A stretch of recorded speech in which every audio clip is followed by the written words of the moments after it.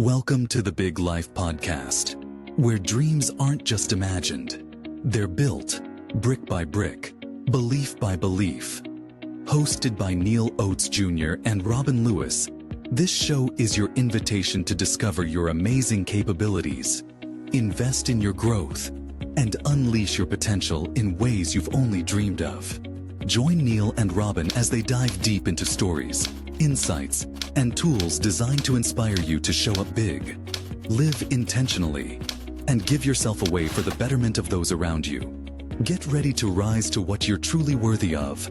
The Big Life starts now. Well, welcome back to the Big Life Podcast. My name is Robin Lewis, and I'm excited to be here with my co-host again today, Mr. Neal Oates Jr. Neal, how are you, sir?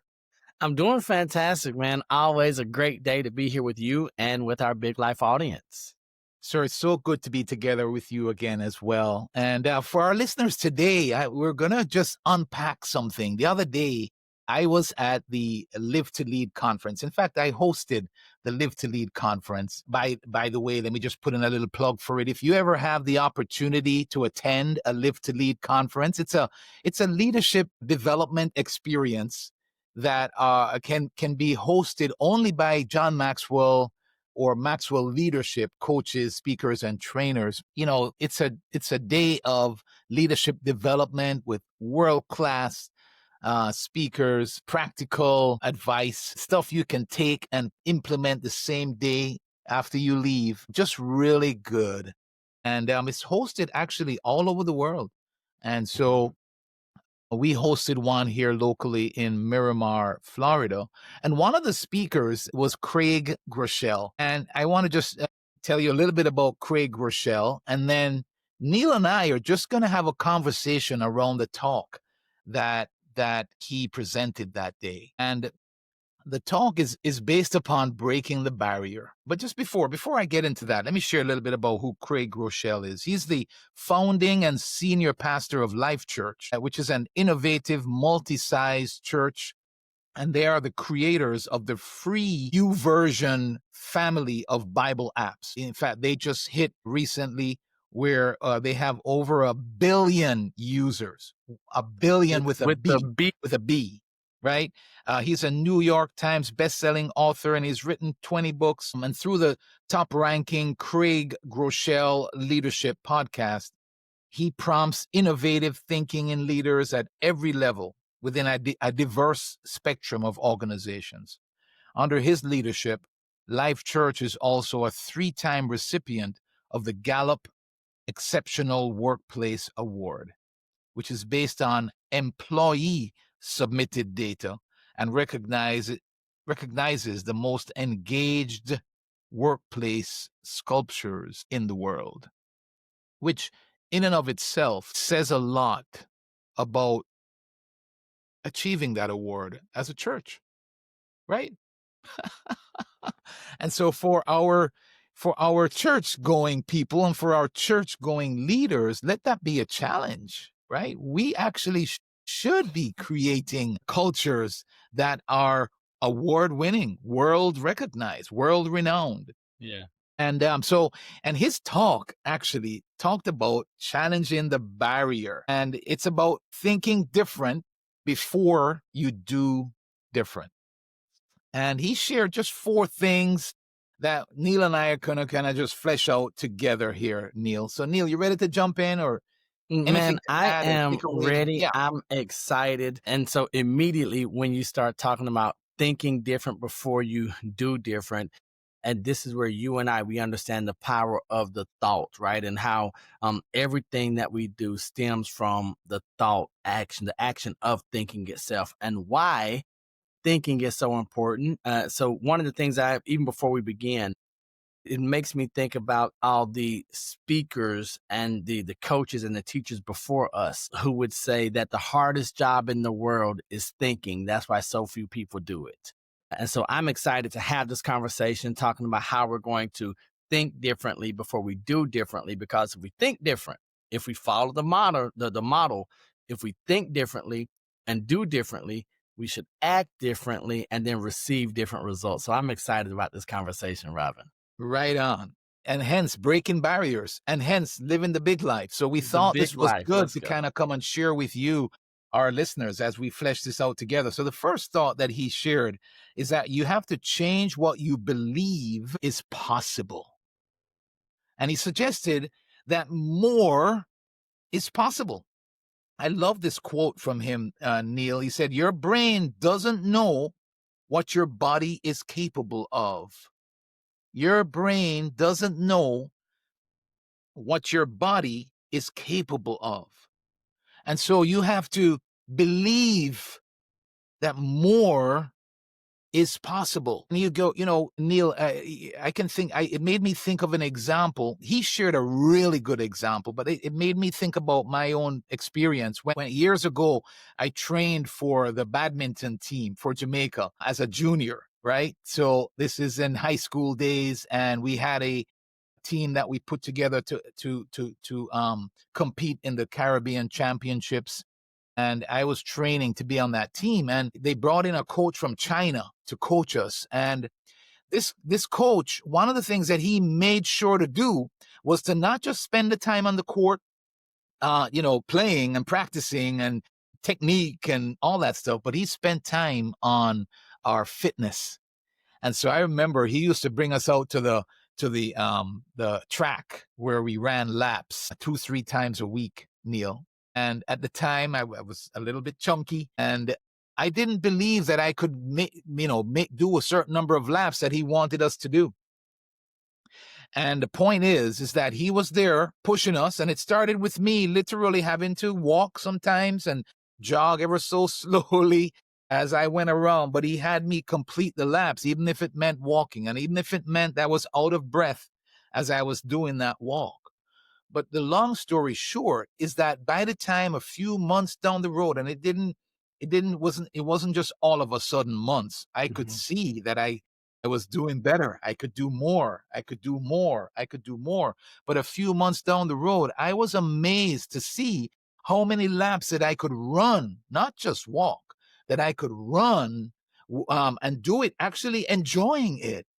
And Come so on. that's an example to me of believing that more is possible. And he helped me to do that. I want to pause. And, this is not rehearsed. Anything comes to mind for you in terms of an experience that you've had around, more is possible and your brain not really knowing? So absolutely. So mine comes right down to this thing right here. This book, The Affluent Negroes, that I wrote. I wanted to write a book, but I did not think that a real book was possible. So I told myself that, a little pamphlet is good enough. And then I can lie to myself. And so what happened was I started telling people around me what my goal and my dream and this desire was. But then I would always say, but I've already done this. So if I don't get a formal book, if I don't get one published, then at least I can say this. And I did not think it was possible. What I did not realize and what I didn't accept was that anything is possible. I do believe that, but I had disqualified myself, right? I had told myself that it wasn't possible for me. And so the reason I bring that up is after this experience and during this experience, I started asking my coaching clients two questions. The first one is, do you believe this is possible? And if we're being honest, I believe that we think a lot of things are possible because we've seen other people do it. Where we disqualify ourselves, Robin and audience, is with my follow-up question. First, I ask, do you believe this is possible? They'll say yes, and they'll believe it's possible. But then I ask that stronger question. Do you believe this is possible for you? And then it's, well, I'm overweight. I'm not from the right background. I don't have the money. Because when you're running that track, Robin, the coach is saying, oh, it's possible. And it's possible because you can see others doing it. But then we get in our own way. Neal tells himself, yeah, but I don't know how to structure a book and I don't know how to do this. Robin might say, yeah, but look at me. I don't have this. And so for me, that was the big switch. And one, we talk about change what you believe is possible. So I have to change what I believe is possible for me. And once I flipped that switch, everything changed. Yes. Right. It's so true. Very good examples and good points, and also how you're helping people with this. If you don't believe something is possible, you'll prove that it's not. Right? That's a thought to consider. If you don't believe that something is possible, guess what? You're going to prove it. And here's a quote that he said, Neal, and I want our listeners to hear this one and write this one down. You can make excuses or you can make progress, but you can't make both. You can make excuses or you can make progress, but you can't make both. Right? And so, Robin, at the moment you say that, it brings to mind the story of Lou Holtz and Brian Buffini, where they're out there playing golf, and Brian Buffini is just making excuse after excuse after excuse of why he's playing bad and life has happened and all this. And Coach Lou Holtz looks at him. He says, "Hey, did you come here to play golf or make excuses?" And then it just stopped Brian in his tracks. And so you're absolutely right. So we can either make excuses or make progress, but not both. And so, Robin, right here, could you just expand upon that a little bit? Because many of us think that we think that we're giving reasons and that they're not excuses. So can you just talk about that piece? Because we want to make progress. And I believe that our audience, they want to grow, they want to be better, they want something different. And we might think that we're giving reasons, a Yeah. list of solid reasons, but the reality is they are just excuses with a little bit of makeup on it. Yeah, and that's why, by the way, I think it's good for me, for you, for our listeners to have people in our lives, to have mentors, to have coaches, to have somebody who can come beside you to help you to see this, right? So we're speaking it into you, our listeners today. Believe that more is possible. But sometimes we might need people to come beside us to help us. Because sometimes we can't. I believe what you're saying is true, Neal. Isn't it? We don't see it as excuses. We see it as legitimate reasons, right? But we need to understand that more is possible, and just use the experiences that Neal and I have shared, for example, right? So I think it's being around it, hearing this, internalizing this, recognizing that more is possible. If an example that I often use when I'm in a crowd is I ask people to raise their hands as high as they can, right? Stand up and raise your hands as high as you can. And then after they're done that, I said, okay, raise it a little bit higher now. And it never fails that everybody raises it a little bit higher after that. What is that?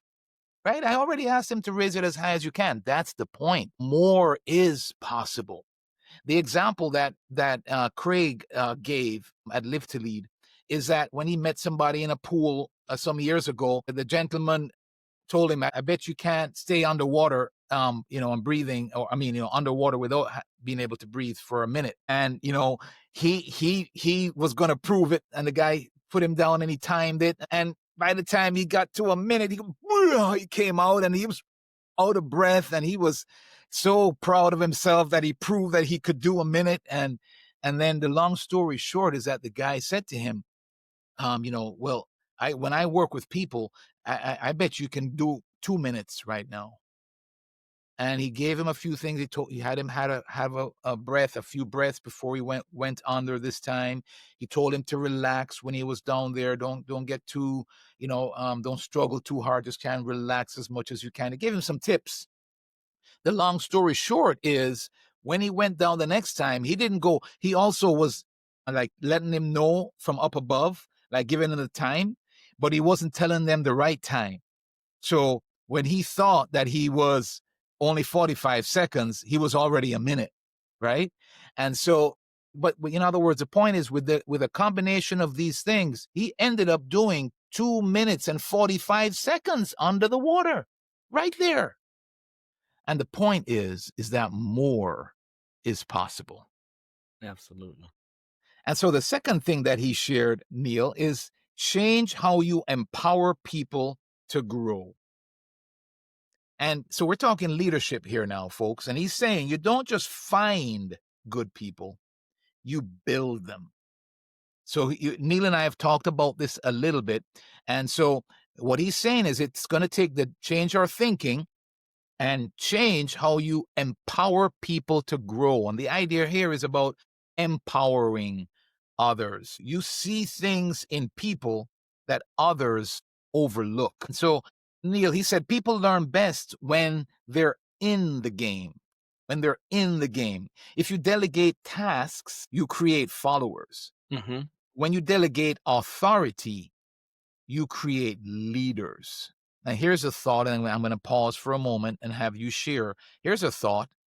Your effectiveness as a leader is determined by what happens in your absence. So, Robin, immediately I think from the leadership side, right, trying to empower others, I ask myself, one, is my ego attached to the task or the position, or just me being in charge, me being the only one that can handle things? I know we've talked in past episodes about it being a solo act, right? No one can do what I can do.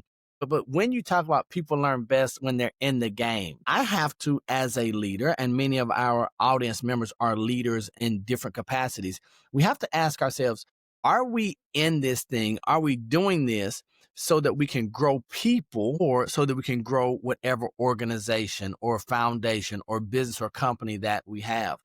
But if we grow people, then our organization is going to grow. Then our business is going to grow. Our lives are going to get bigger.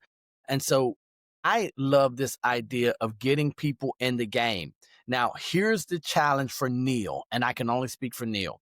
When I put people in the game, which means I delegate authority, not task, when I give them authority, I have to make sure that I check myself, that I check my expectations. Have I been clear? Is there clarity around the process, the expectation? Because the easy and the convenient route, Robin, is for me to delegate task.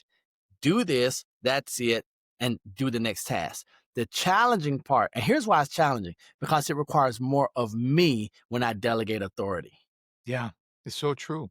And the goal is to empower leaders, right? The goal is to empower others. The strength of your organization is based upon the people. Yeah. And so we have to change our mindset into empowering other leaders. Neil, one thing that he shared, that he gave example after example. He said, so for example, he said, I needed a personal assistant. Do you think that I interviewed that person or I allowed somebody else to do it? Right. And everybody said, no, of course you interviewed your personal assistant. And he gave examples of, the person who founded YouVersion.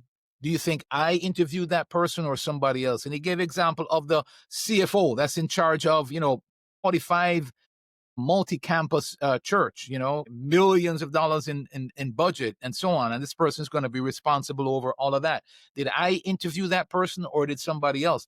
And he just gave example after example of people that are, have very high positions and responsibilities and are tremendous leaders within this organization that's done amazing things, right? Mm-hmm. And you know what, Neil, after he went through one after the other, and he asked, do you think I interviewed that person? After it was all said and done, you know what he said? He said, the only person I interviewed was my personal assistant. And the point that he was making with that is that you have to empower others. There are others within his organization that interviewed all of these other people that you would think, well, hey, for this kind of position, you gotta be a part of that interview process, right? You know what I'm saying? Mm-hmm. And it's so that example gave such it hit me, like that's truly empowering others. And so you're building, you're developing, you're allowing people, you're giving them the authority and you're backing them up. And you're allowing them to make mistakes and you're encouraging them and you're supporting them and you're challenging them. But most importantly, you're developing them. You're building them. You don't just find good people. You develop and you build them. And so, Robin, that goes back to what we're talking about here in this episode, thinking differently before you do different. I have to think at a higher level, right? I have to think of someone or as someone who is not focused on control, but who is focused on growth, who's focused on forward movement and momentum and possibility.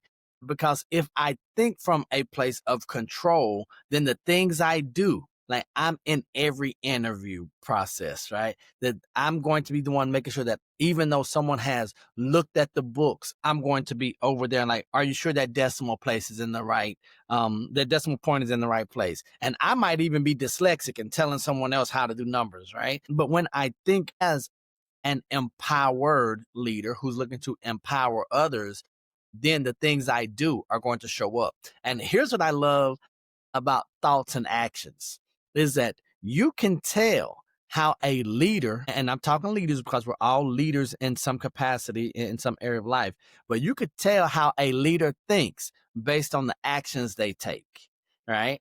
And so many times we look at the results and say, well, it's just the action, but it goes even further. And that's where we're talking about changing the way we think. And I love the way that Craig has modeled out. And Robin, here's what I would love for you to share a little bit when we're talking about this part here of changing how you empower people. We're looking at Craig Groeschel.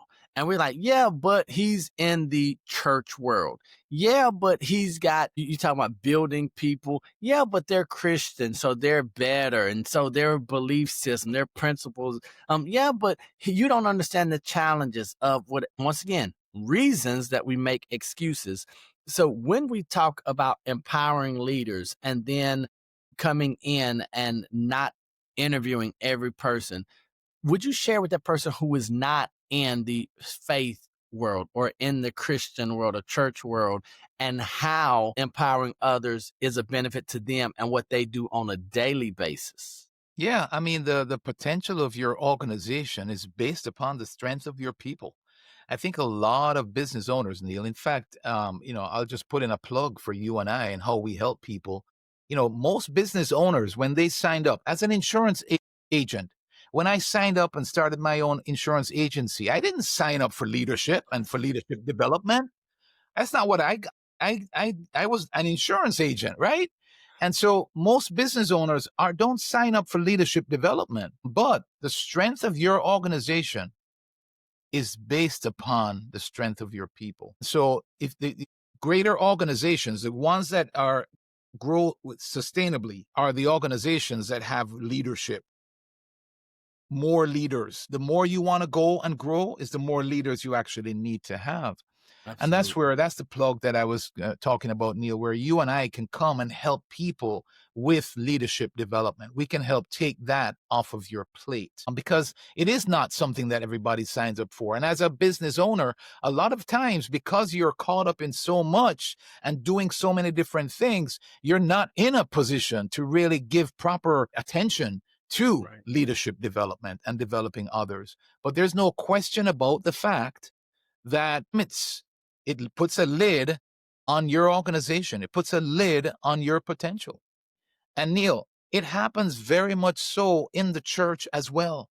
There we go. Come on. Right? And so it's something that it happens in all facets of our society: education, sports, entertainment, the business world, the church world, and so on, right?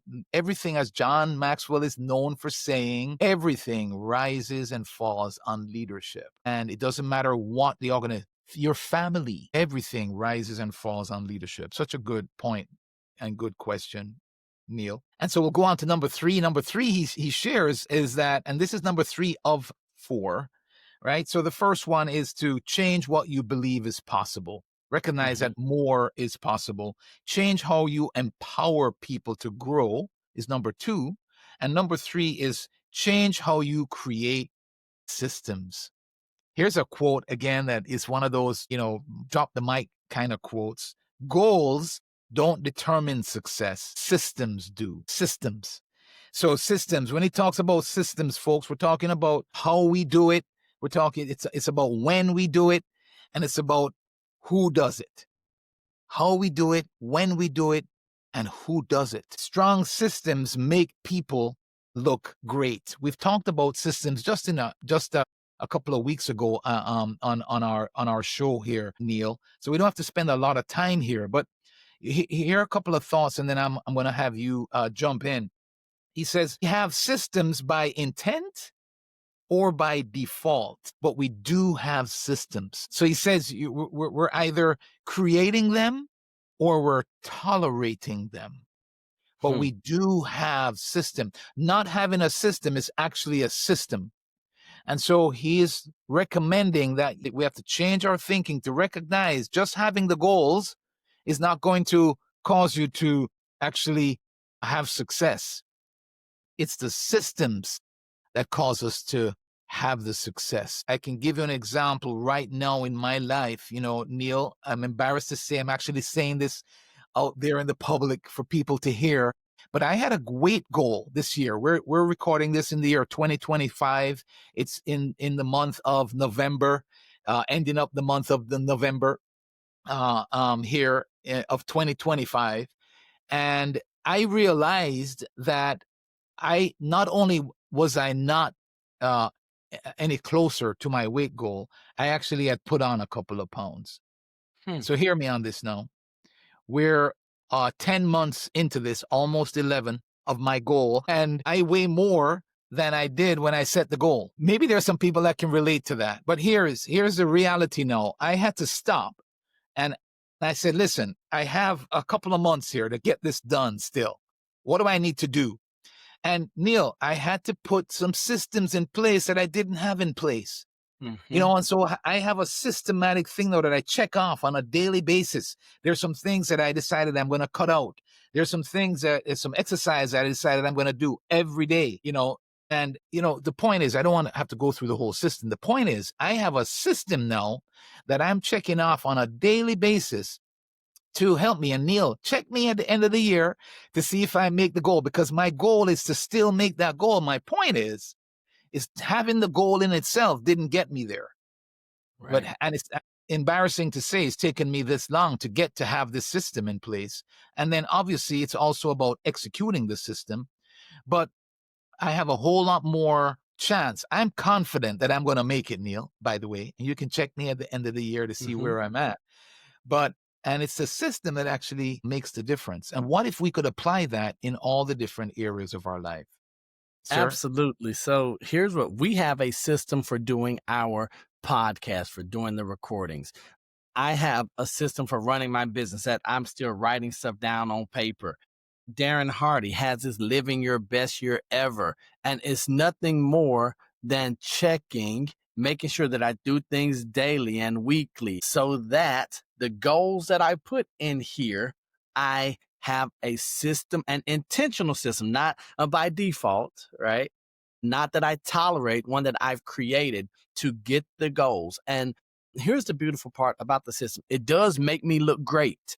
It makes me look great because day by day, week by week, month and quarter, it's, Neal, you're really making progress. And here's what I'm going to tell you about the system.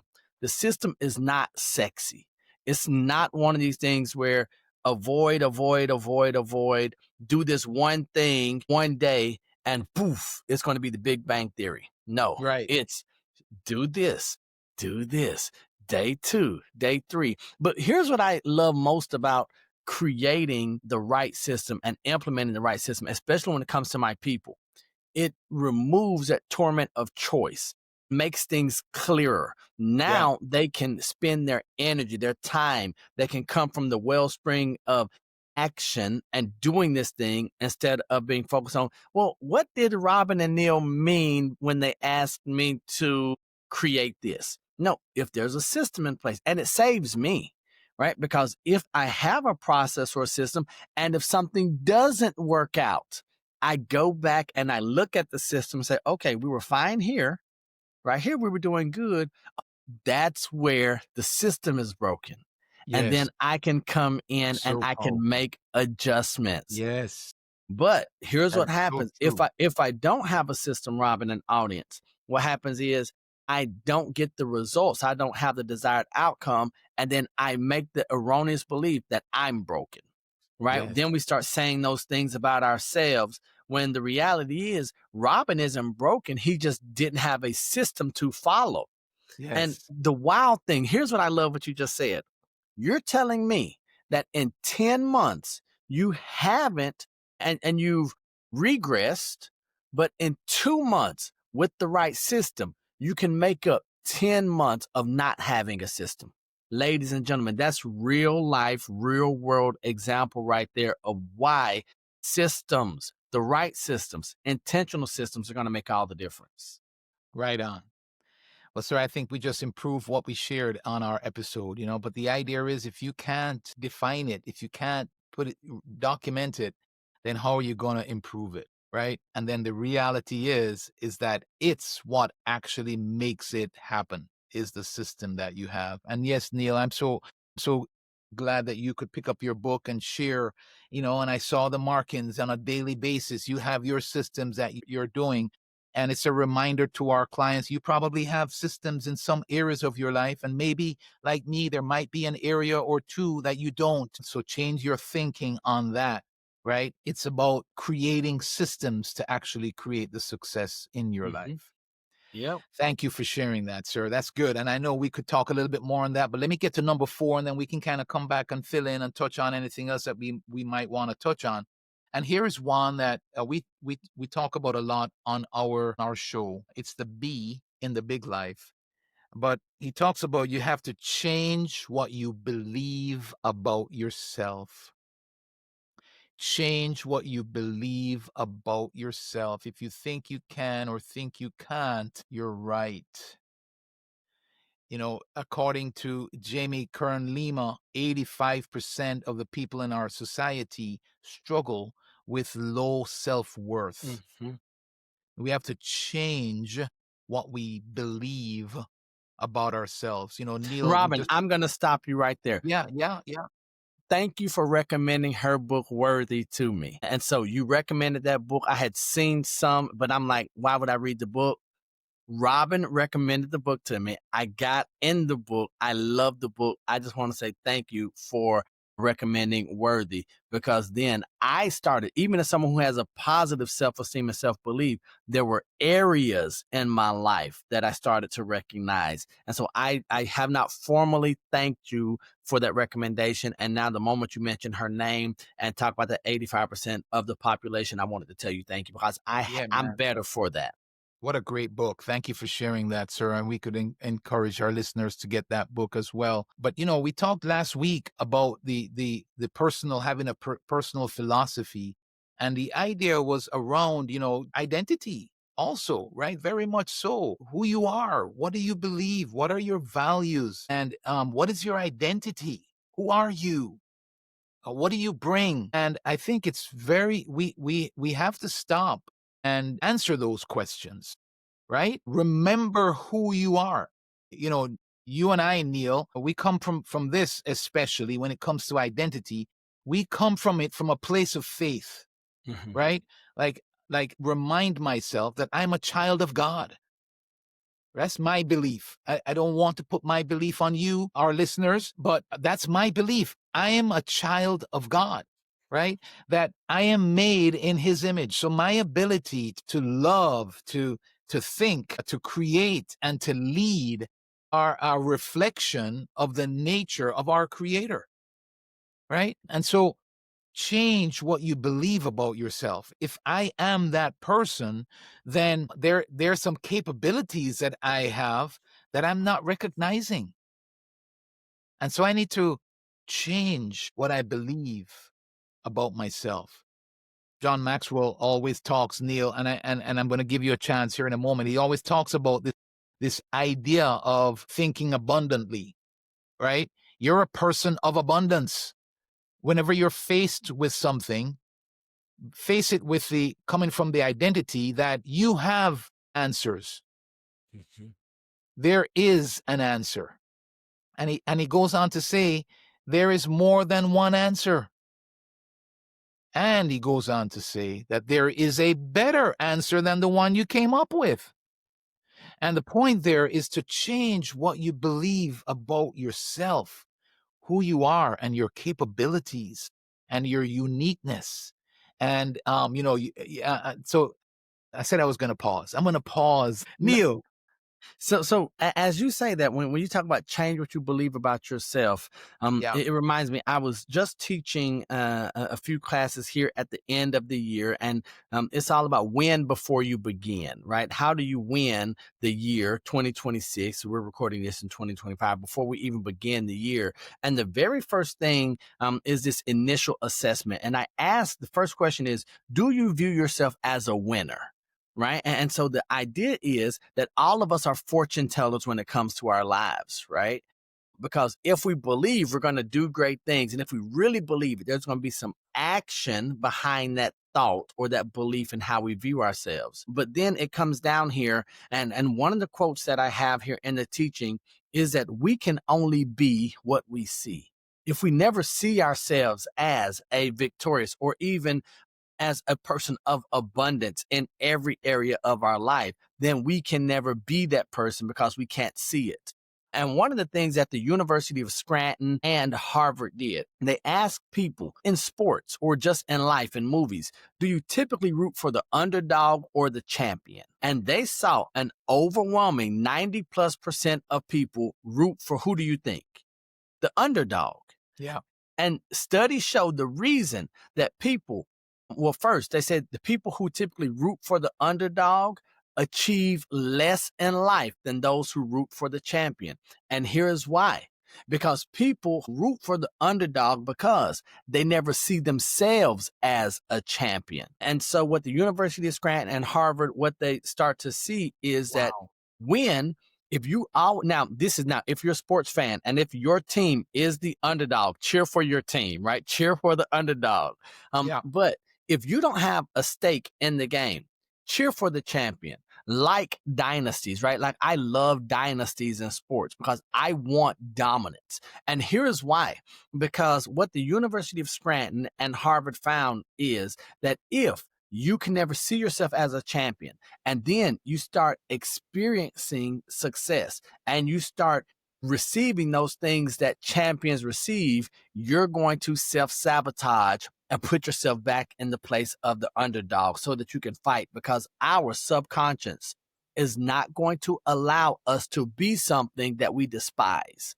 And so if nothing else, when you talk about change what you believe about yourself, Robin and I were men of faith. We believe that we're God's children, that heaven and earth align for opportunities to find us.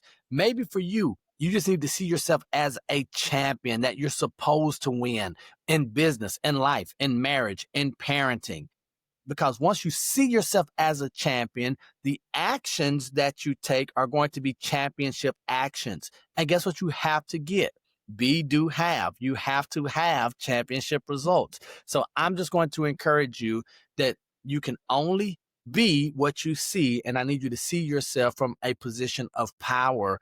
And then I believe that if we're consistent in that belief and in that vision of who we are, I think everything changes for us.